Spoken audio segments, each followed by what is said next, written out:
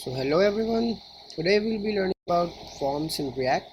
How can we create a form and manage its states? So in the previous video I've already told you that how you can manage your states, and I've also told you what is this use effect. So let's study further and create a form component. So I can create any form. For just now I'll be creating a simple register form. So I'll be creating it into a folder, register form, and inside that I can create a register form.jsx, and I can use snippet RFC. So just simply import this component into the home.js. Let's import that. We are understanding forms. Let me just remove it. So we are using register form. So I'm importing it.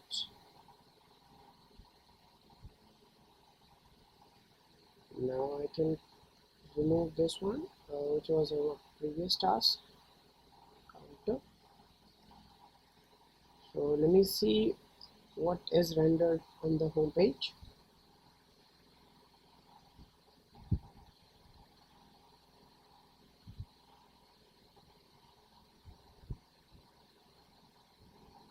So let me refresh that. So you can see register form is there. We'll be creating form elements one by one. So let's create a form element inside that. So let me first wrap it into a round bracket, and after that I'll be using a form tag, which is generally you use. So I'll be creating a normal form initially, then I'll be making you understand that how you can manage it. There are two categories of form. One is controlled and one is uncontrolled. So in controlled form, you have the better control on the elements or the states of the your data or the input fields. So that's why we'll be understanding the control form in this. But in uncontrolled, it is similarly similar to the normal form which you create in HTML CSS, but the states or the values are managed by the DOM elements or the browser. So that is one way. For that we use refs in React.js for managing the values of the input elements. We'll be understanding refs in the future videos. Let's just understand forms and create a simple label for name and input type text, as you know it already. So let me just show you what it renders. So you can see that it has rendered one label for name and one input type text. So actually it creating a form element is simple, but for getting the data which is entered into the form elements or input types, you just need to create the states for each of the elements. For now I'll be creating for this input. So how you can control the value entered in this input type or input label or input field simply. So you can simply manage it by assigning a state or creating a state first. So let's create a state for this name input field. So I'll be creating simply name. You can name it anything, as you already know it, because I've already made you understand about the states. I can set name here, the function to update the state. I can use this new state. I've also imported that by using this tab. And now I can initially set the value to empty, and I can set the value attribute here. So I'll be making you understand what this value is. So I'll be assigning the state here. Now I'll be using on change here. On change is a listener which will listen and give us the event, and in that event we'll be getting the value of this and value entered in this field. So for now, just enter the handle name. This is a function we'll be creating, so let's create that. And now I can also grab this e or event. So let's console log this e.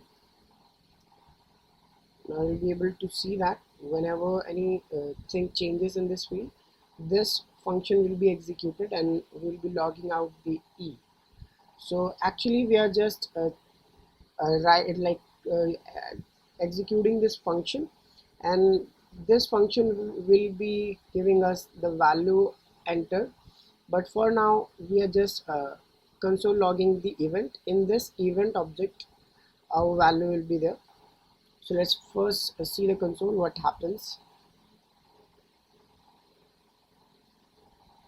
Let me just inspect the elements, also see the console.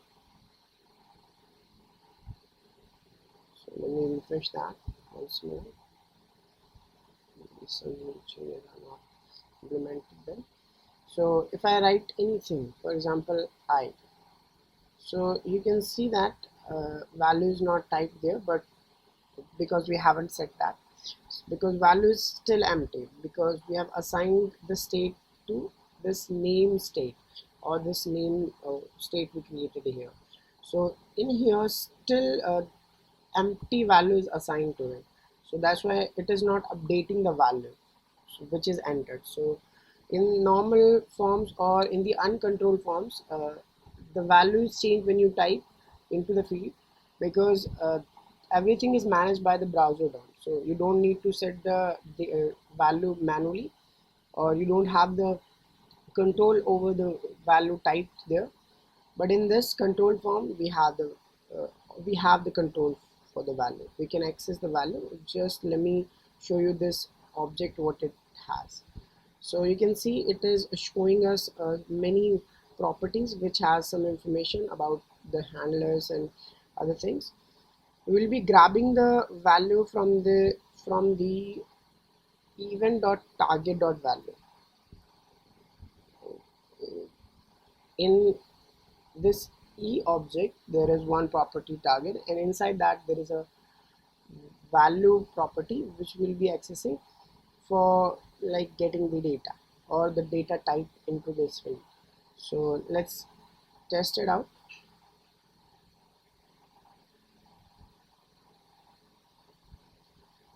So I think I should restart it. So if I just type anything, you can see the console the value is typed there, but it is not updating still here because we haven't updated the states. So we can, if I type anything, that will be logged out, so you can see that. So I just need to update the set name to the value I will be typing. So I'll be just updating the state to e.target.value, because this is the value we want to show in the field whenever the field values change. So let me just comment this out. We don't need it now.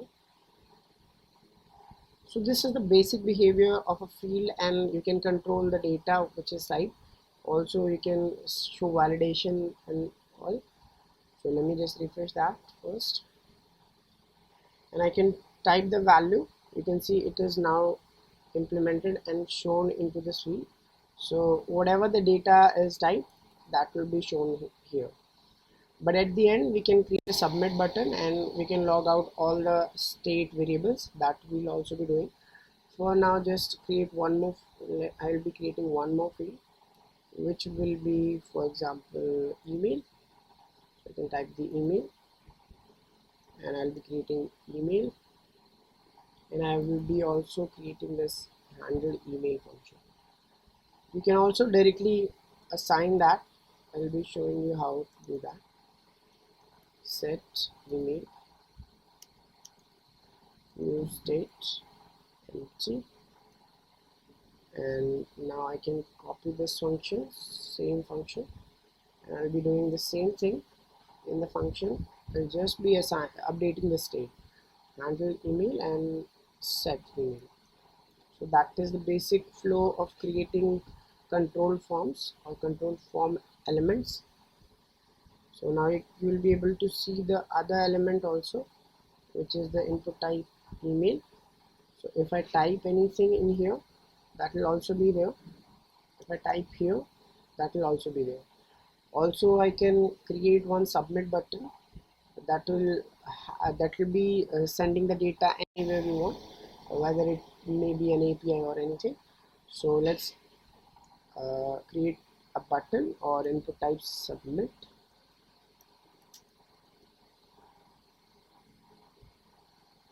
Input type submit, I can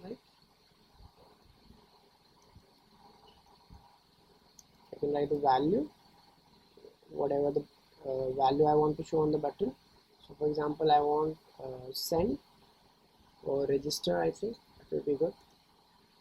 And now I can create an on submit function, on submit listener, and on submit handle submit. I can write handle submit. So let me just create this function first. It will also be having the e.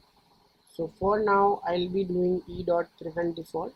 What it will do is, if I don't do this, then it will start refreshing the page. So I don't want that. That's why it will stop the page to refresh when the submit button is clicked. So now just we'll be logging out the states, which are name. I can also write one text here to recognize that name, and also similarly I can log out the other value for the state, which is email.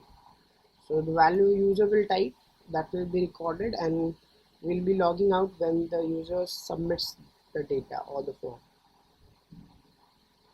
So let's refresh that once more.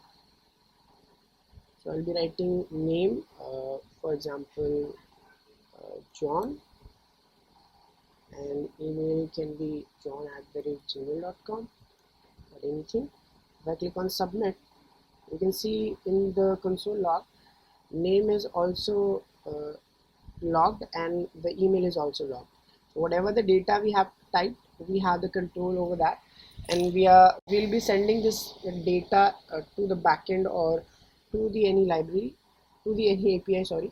So that's how we control the form elements and like manage the data or the data which is typed into this field. So similarly, you can also do one thing, that you can also directly assign this function, or you can directly set the state of the on change by doing this. So you can create an arrow function here, and in that arrow function you can directly write set name, and inside that you can type e.target.value. Also we need to grab this e, or even this e can be anything, any variable name you can use because it's in a function. So you can use event e is a short form, so I'll be using that. So by this also you can do this, like you can set the state also if you don't want to create a separate function for that.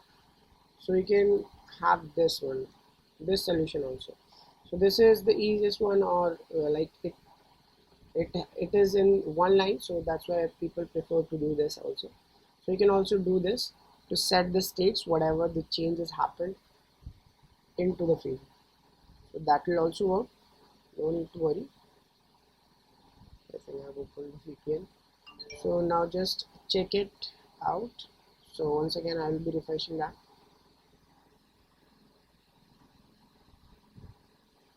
So now let's just type it.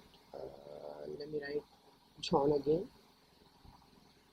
and I can write john@gmail.com, and I can press the register button. So I can also log out the same thing once more if I do this like this. So this is one way that we can handle the data in the state of the form. Like when we create this, when we create a form, we can create control forms. So this is what we call control forms. because we have the control over the data which is typed into the input fields. So this is one way. So you can also like accordingly you can get the data and uh, do any validation kind of thing onto that data as well. So till now I'll not be telling you that how to do validation on in the data which is typed. That is a different topic we will be discussing in any other video. So this is the way how you will be handling all the data or the fields. So this is how we do it. So let's meet in the another one. Till then, bye bye.